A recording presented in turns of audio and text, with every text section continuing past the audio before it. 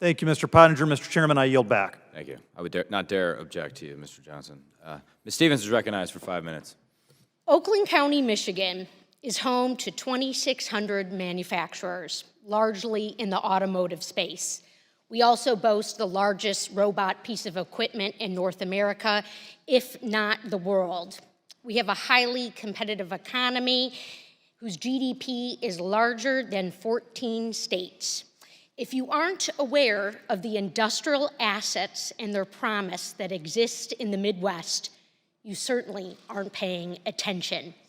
Nearly every week that I've served as a member of Congress, I have paid visit to a manufacturer to see their product, to learn their equipment, and to meet their workforce. This has been done through pandemic and news of the day. What I've learned has been astonishing, inspiring, and motivating. This we know, but what I must ask, Mr. Paul, from an economic standpoint, is it acceptable with regard to this competition that 80% of battery manufacturing capacity takes place in China? Yes or no? No, in my view, it is not. General McMaster, from a national security standpoint, as it pertains to this competition, is it acceptable that 98% of the microchips that DoD purchases are manufactured in Asia? Congresswoman, no, it's not. I think all of our supply chains need to become much more resilient. And gentlemen, is it acceptable that an estimated 85% of the refining capacity for rare earth minerals is controlled by China? No, it is not. This is a cause for grave concern, and it's going to take, I think, a lot of measures of this committee to rectify, including permitting and deregulation reform. So we are aware that we have a trade deficit that has been articulated this evening. The existential question that we are facing, that we are reacting to deficits, we are reacting to supply chain deficits, supply chain deficiencies, when we should be crafting, creating, and leading. Mr. Paul, how can we expect to compete if we are operating industrial policy while we lurch from crisis to crisis? Some of us have been ringing the alarm bell for decades on microchips. The tide rolled out. It hit us real here in the United States of America. It hit us in Michigan with our automotive sector. Certainly balance sheets paid the price, as well as the American worker. How can we revitalize industrial policy in this nation? Representative Stevens, first of all, thank you for your leadership on these issues. We're very grateful for your support for manufacturing workers.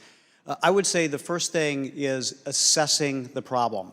And there we have volumes of material. I mean, we were sounding the alarm a decade ago, but I know that in the last administration there was a defense industrial-based review.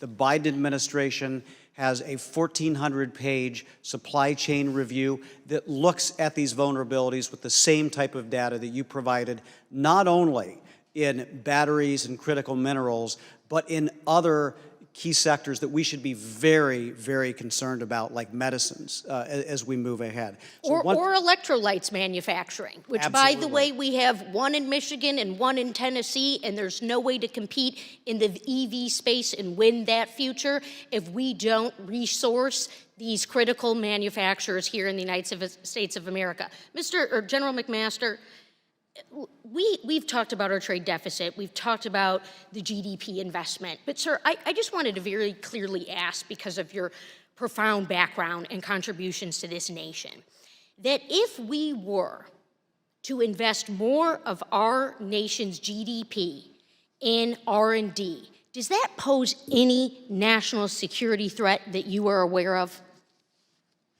Congresswoman Stevens, no, it does not, especially if it's in the right sectors, and it's tied, obviously, to the private sector, and that we can then apply those technologies to maintaining our economic and defense competitive advantages. So one might say that it provides dividends not only to our economy, but to our national security, to invest in R&D and invest in our manufacturing sector. Thank you, Mr. Chair, and I yield back. Thank you.